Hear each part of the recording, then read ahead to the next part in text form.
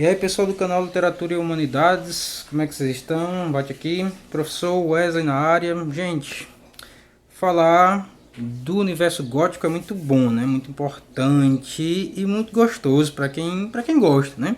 E hoje eu vou falar do que, pessoal? Vou falar sobre o que? Tem muita gente gostando realmente dos vídeos, né?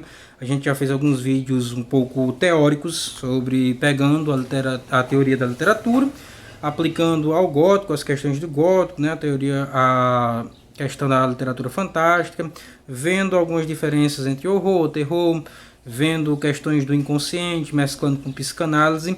E hoje eu tô aqui para falar de quê? Do Poe, do Edgar Allan Poe.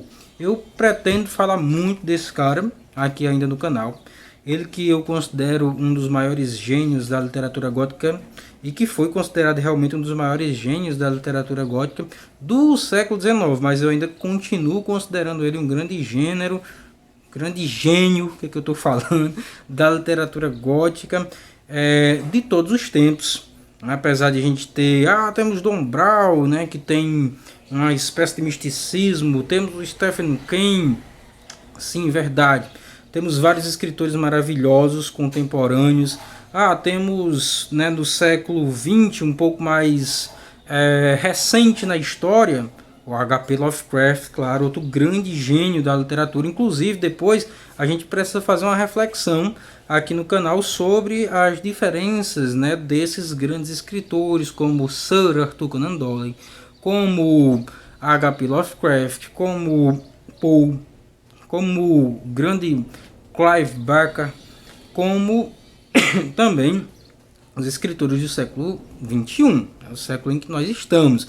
Mas hoje eu vou falar só de Poe, e esse livro aqui, pessoal, é super indicado. Aliás, todo esse box é muito indicado para quem está começando aí a viajar pela literatura gótica, fantástica, realmente trazendo os traços mais góticos, tá, pessoal?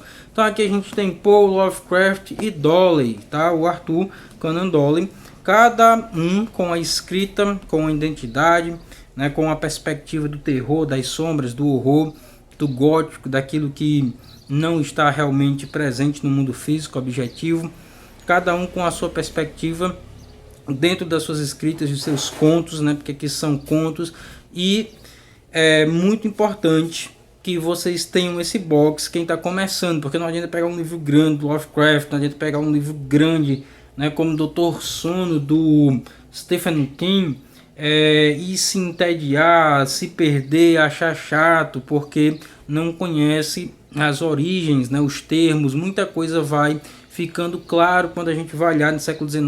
Eu sei que a linguagem é um pouco mais tradicional, um pouco mais formal, né? Era o que se exigia naquela época. As grandes gráficas, as grandes editoras exigiam uma linguagem altamente performática, né? E o próprio Edgar Allan Poe, em vários ensaios que não eram literários, porque o Edgar Allan Poe ele também tinha uma perspectiva, uma veia jornalística, uma veia de crítico literário, de estudioso e teórico também.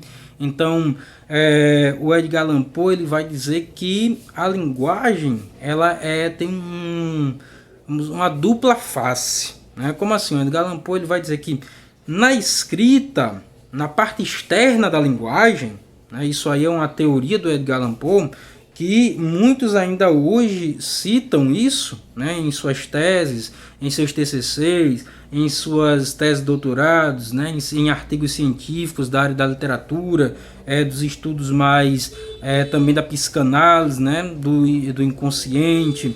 Então a galera vai estudar bastante essa relação entre a questão da dupla face da linguagem, sendo que para o Edgar Allan Poe, a linguagem, né, a escrita, ela tinha que ser perfeita. Ele desenvolveu essa teoria de que a linguagem ela precisaria ser muito perfeita na escrita. Já quanto à questão da criatividade, né, quanto à questão da imaginação, aí para o Poe não tinha que ter limites, né? Então para o Poe, quanto mais criatividade, quanto mais imaginação, quanto mais compreensão das sombras, do mistério, melhor. Mas na escrita, aquilo que seria grafado no papel quanto mais bem organizado, quanto mais bem escrito, melhor também. Então é uma espécie de tradicionalismo com liberalismo dentro da escrita. A parte tradicional é o quê? A parte das regras, da grafia, do que vai ser grafado no papel. E a parte liberal é o quê? É você explorar realmente bastante a sua imaginação até você chegar num ponto de realmente você explorar o inconsciente, o horror, o suspense, as trevas. Então, tendo dito isso, recomendo esse livro aqui do Poe, Histórias Primordiais, que vai trazer, na verdade, é uma compilação de contos que vai trazer os principais contos do Poe. E vou citar alguns aqui: A Queda da Casa de Usher, A Máscara da Morte Vermelho e O Gato Preto, que são contos bem conhecidos e maravilhosos.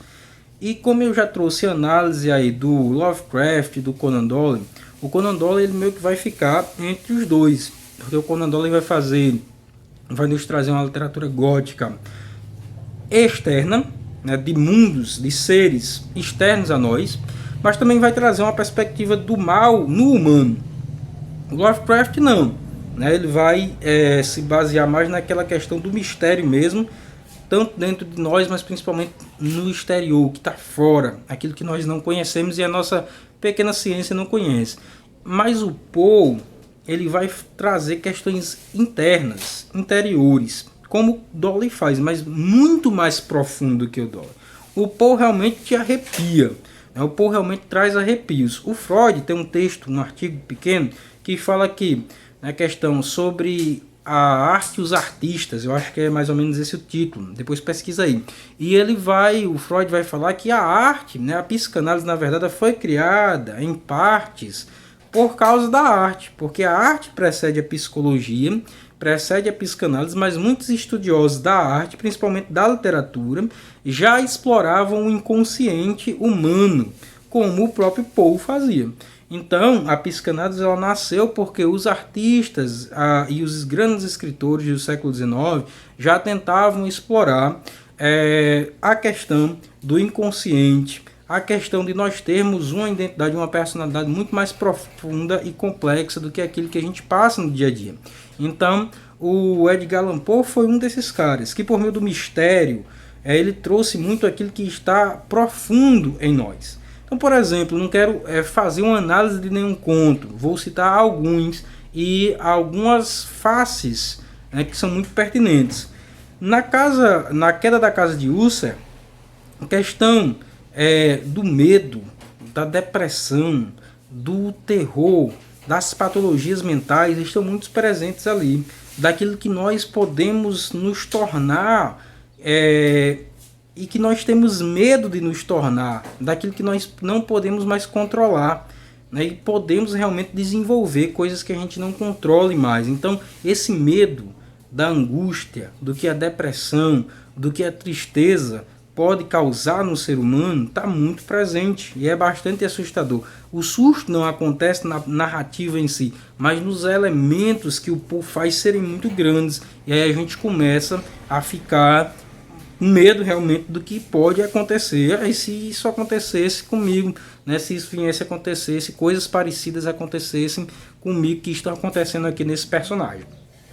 Na Máscara da Morte Vermelha, nós temos uma exploração muito grande, por exemplo, do desejo de poder humano, que se distorce tanto, que cria aí a questão da negligência, da falta de empatia, do abandono com os outros, né? Só quero poder, só quero desejo, e se eu estou bem, se eu tenho poder, e se eu estou estável, por que eu vou me preocupar com o outro? E então o Poe faz essa reflexão humana muito profunda, do desejo de poder, do desejo do que eu posso, do desejo de fazer aquilo que eu quero, não porque é bom, porque é ruim, é porque eu posso, né? Então o Poe traz essa reflexão muito profunda. E traz uma reflexão social bastante interessante a partir disso daí, de coisas que nós estamos vivendo hoje, inclusive no nosso país, tá? Relação poder, política, né? A partir daqui do personagem principal, que seria um príncipe, né, que tem todo o poder daquela região, ele traz essa reflexão aí do abandono social das pessoas, que é bastante pertinente, e existe várias análises, inclusive, da área aí das pessoas das ciências humanas, de quem faz letras, de quem estuda letras, literatura, tá bom? É muito importante. Eu vou depois, inclusive, fazer uma análise, trazer aqui para vocês nesse canal. O gato preto, por exemplo, por meio de um animal, o Poe explora um horror, né? E não o gato, apesar dele ser o personagem principal, mas o Poe vai explorar um horror humano, que é a questão da modificação do ser humano, né? Eu era bom, mas agora eu estou me percebendo cruel, mas eu também estou gostando de ser cruel. O que eu faço? Mas eu gostava também de ser bom. Então o Poe traz também essas questões existenciais que vai preceder o próprio existencialismo do Sartre, né? Quando o Sartre vai refletir sobre grandes questões da existência humana e fala sobre tudo isso, sobre dúvidas, né? Sobre como se posicionar na existência, sobre conflitos. Então o Poe já vai trazer tudo isso dentro da literatura gótica dele lá do século XIX. Tá bom? Então, para o vídeo não ficar grande, essa é a reflexão. Muito obrigado. Deixa seu like, fica comigo sempre, vê outros vídeos, deixa teu comentário e vamos refletir aí cada vez mais sobre literatura gótica também, tá, pessoal? Por várias perspectivas. Hoje eu trouxe o Poe, amanhã eu posso estar trazendo uma série, um filme, enfim, é isso. Muito obrigado. Curtam aí o canal Literatura e Humanidades, compartilhem aí o canal para outras pessoas. Valeu, até a próxima, pessoal.